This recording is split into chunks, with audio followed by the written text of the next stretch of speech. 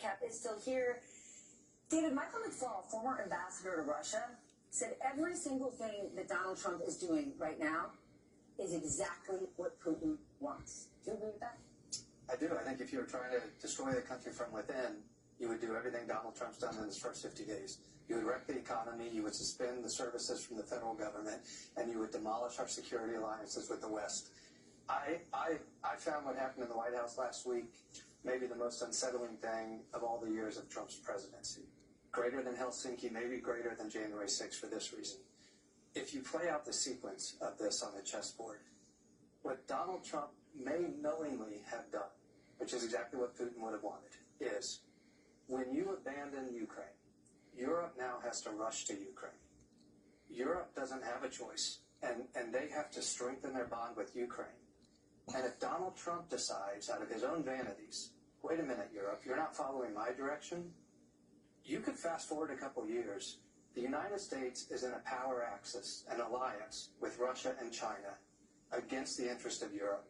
And Europe sees the U.S., Russia, and China as an adversarial alliance against their interests. It is the complete undoing of NATO, but it is a repositioning of the U.S. position in the world.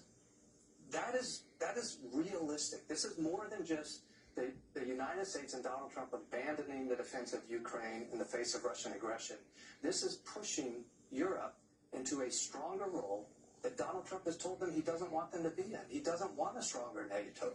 And now Europe's going to say, we are going to strengthen NATO. Macron actually addressed the French people just in the last 24 hours, essentially alluding to this.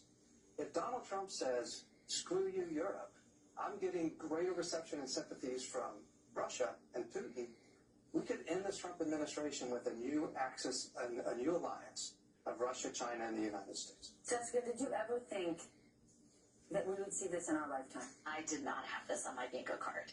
You know, last week I was asked by someone if Russia attacked Europe, whose side would the U.S. be on? And I said, well, of course, we'd end up on Europe's side. Was that question asked before or after Friday, the meeting? Before Friday. And then today, I think Macron essentially answered that Europe is quite concerned that if Russia were to attack, and I mean beyond Ukraine, that we would either remain neutral or, I have a hard time even saying it, not remain neutral and taking sides with Russia.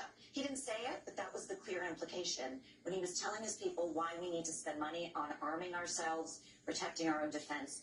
They don't even think they can count on the U.S. not taking sides with our avowed adversary.